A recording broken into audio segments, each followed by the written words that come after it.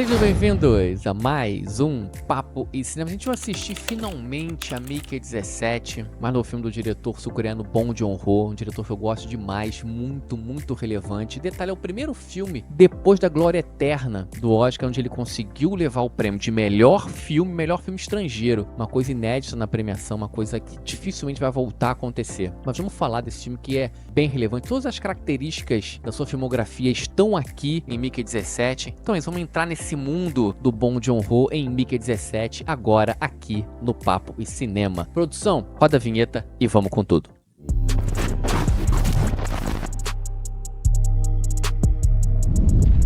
Estamos de volta para falar sobre Mickey 17, mas antes eu queria só fazer um agradecimento a cada um de vocês. Nós chegamos esse fim de semana, nós batemos 20 mil inscritos aqui no YouTube. Eu fico muito contente, muito obrigado pela parceria, por compartilharem os vídeos, por encherem de comentários. Eu respondo cada um sem exceção. Eu tô aqui semanalmente trazendo um pouquinho do meu conhecimento de cinema, uma coisa que eu mais amo fazer, uma das minhas grandes paixões, que é sempre compartilhar isso com vocês. Me dá muita alegria, muito prazer. Então, meu muito obrigado. Temos metas super audaciosas, interessantes para esse ano de 25, muita coisa legal para o canal. Espero que ele fique ainda mais conhecido, mais relevante. E acima de tudo, muito obrigado pela parceria de cada um de vocês. Vamos lá, vamos bater esse papo agora sobre o Mickey 17, mas assim, não tem como a gente entrar no filme sem falar do seu criador, do seu diretor, Bong Joon-ho, um diretor super relevante, incrível, com filmes maravilhosos. Quem não viu ainda, pesquisem, corram atrás de filmes como Okja, O Hospedeiro, Expresso do Amanhã, O Parasita, Memórias de um Assassino, que é um dos filmes mais incríveis que eu já vi na vida, e agora, Mickey 17. É um filme, assim,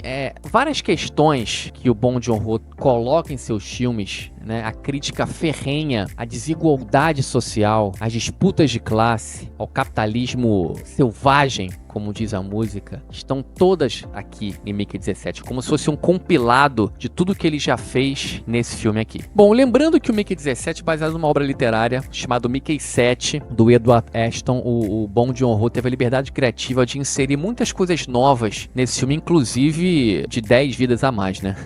Bom, lembrando que a crítica aqui é sem spoiler, tá? Então não se preocupem, o argumento do filme é o que tá no trailer. Na história nós conhecemos o Mickey Barnes, vivido pelo Robert Pattinson, que é um ator que eu gosto demais. É muito relevante, é muito interessante como que ele emprega várias facetas, várias versões de um mesmo personagem aqui em Mickey 17. Tons de voz diferentes, fisicalidade diferente, mentalidade diferente. É um ator completo que já deixou muito para trás aquele estigma de um mau ator desde Crepúsculo. Bom, e aqui nós temos um mundo que se passa em 2050 e alguma coisa, onde a conquista espacial, a conquista de outras galáxias, a colonização de outros planetas está muito em foco, é uma coisa muito concreta. Nosso personagem está sem futuro, é um cidadão que está à beira do caos, atolado em dívidas, com as jotas andando atrás dele. Ele se inscreve num programa de emprego para colonizar outros planetas. Só que como ele não tem capacidade de tentar outros cargos, ele se inscreve como descartável, mas ele tá tão desesperado para mudar de vida, para fugir da Terra, desesperadamente, ele não lê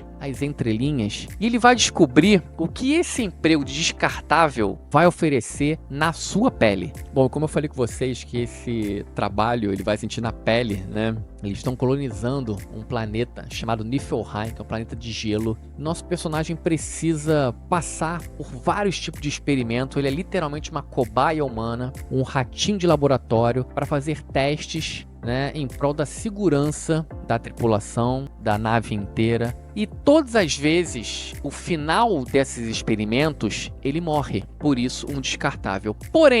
Porém, a sacada do filme, onde começam as nossas discussões, é que cada vez que ele morre, uma impressora o recria, o clona exatamente a mesma pessoa, só que uma coisa curiosa, as memórias recentes, eles trazem também para esse novo personagem, tá? Então ele vai fazendo esses experimentos, vai morrendo das formas mais bizarras possível, ele vai sentindo, engraçado que ele sente a dor da morte, né? E quando ele volta, ele lembra. Ele lembra. Então, aquilo, essas recriações, a mente se mantém por algum período, até para você ter uma base, né, de comparação das cópias. Bom, e o curioso, que todas as críticas sociais que o Bong Joon-ho se tornou relevante nos seus filmes, ele coloca aqui também, que aqui você vai discutir sobre muitas coisas interessantes, né? Por exemplo, o filme fala sobre identidade, né? Sobre o entendimento de você, o entendimento do eu, o que você representa na sociedade, o que o nosso personagem representa, né? Sobre vida, sobre a morte, obviamente, né? Porque vários personagens, né, do filme perguntam a ele como é que é você morrer, o que você sente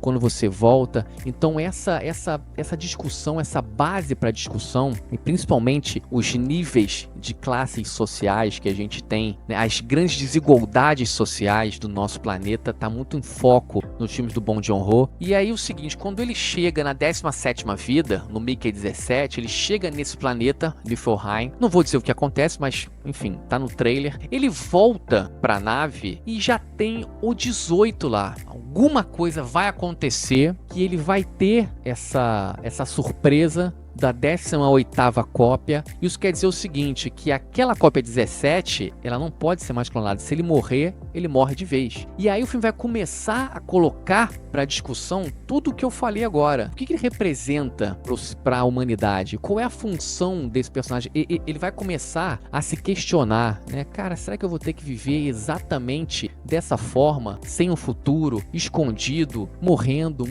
a troco de nada, a troco de enriquecer cada vez mais nossos governantes que estão literalmente cagando pra gente?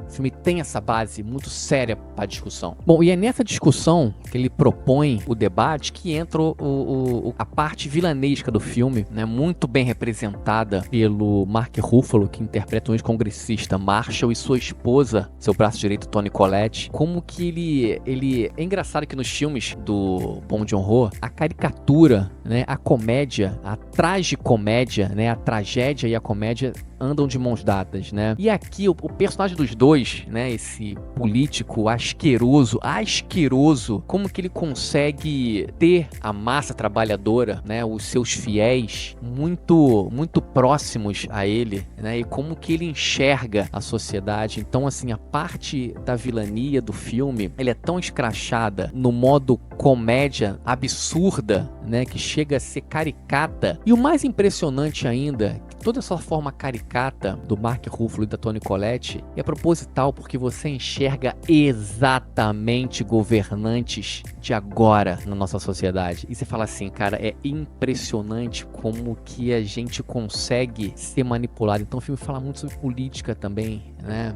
Ele tem essa parte da política, de como que a gente consegue ser fisgado, essa base trabalhadora. As pessoas eles conseguem entrar na mente das pessoas, persuadi-la por um futuro melhor, por um lugar ao sol. E aí o que a gente vai fazer é, com certeza, continuar enriquecendo-os cada vez mais. Tem uma base muito grande para discussão no filme. Bom, na verdade o que a gente tem aqui é um Bong Joon-ho que ele meio que recicla as suas ideias de todos os seus filmes. Ele realmente, na verdade, ele não traz uma discussão nova, ele vai colocando pro mesmo debate, que eu acho super relevante, tá? Eu acho que a gente tem que discutir sobre isso sim. Então você não tem uma novidade, você tem uma história que é baseada em um livro, mas que ele faz com muita competência. Eu acho que o terceiro ato do filme, ele se alonga um pouco demais. Sabe quando você pensa, quando você vê assim, vai acabar, aí não acaba. Vai acabar, aí não acaba. Sabe, o filme eu acho que ele se prolonga um pouco demais no seu terceiro ato, mas ele coloca para debate muito tema interessante que eu já falei aqui com vocês. E principalmente Robert Pattinson, ele consegue nesses seus vários personagens entregar vários personagens diferentes, várias facetas diferentes. E o Mickey 17 especificamente consegue colocar, né, ter situações super importantes pro debate, né, sobre como que a gente encara a vida e como é que a gente se prepara pro que vem pela frente. Bom, então vamos fechar com a nota de Mickey 17, um filme bastante relevante, né? Tudo que ele faz, o Bong Joon-ho, é acima da média. Eu não coloco esse filme dele no meu top 3, nem top 4 da filmografia dele, mas é um filme muito bem filmado, ele domina muito a câmera. O filme tem uma fotografia muito cinzenta, azulada, gelada, sabe? Que é aquela ideia de sem futuro, sem perspectiva, sem saída, né? A nave muito enclausurada, corredores muito fechados, que você fica, né? Te passa uma claustrofobia muito grande, né? Que é exatamente como a classe trabalhadora se vê, né? Essa lata de sardinha que, enfim, são os meios de transporte lotados.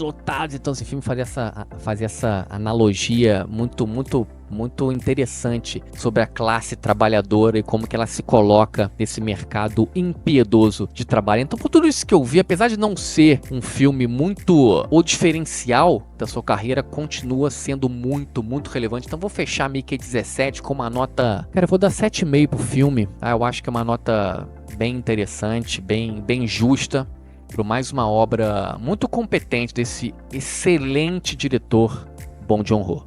Então é isso, chegamos ao final de mais um vídeo. Se inscrevam aqui no canal do Papo Cinema. Curtiu o vídeo? Dá um joinha, pô. Não custa nada. Dá um joinha no vídeo, compartilha o vídeo para quem vocês quiserem.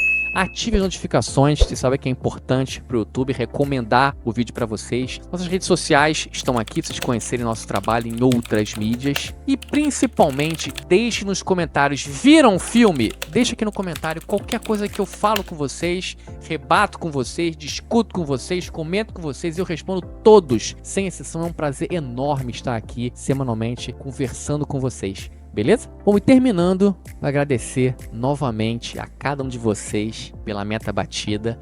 Eu quero mais 2 metas esse ano. Vou falar com vocês ao longo do canal. Quero mais 2 metas batidas até o final do ano e vamos bater. Não tenho dúvida disso. Obrigado pela paciência. Valeu e fui!